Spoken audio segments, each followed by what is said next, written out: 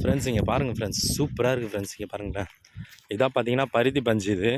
இதை நம்ம தலைகாணிக்கெலாம் யூஸ் பண்ணால் தலைக்கு அவ்வளோ நல்லது ஃப்ரெண்ட்ஸ், ஹீட்லாம் ஆகாது. ஆனால் இது ஒரிஜினல் பஞ்சு, இது இளம் பஞ்சு ஃப்ரெண்ட்ஸ். இந்த பார்த்தீங்களா, அப்படியே பிக்குமா. இந்த பார்த்தீங்களா ஃப்ரெண்ட்ஸ், இந்த பஞ்சு பார்த்தீங்கன்னா தலைக்கு அவ்வளோ நல்லது.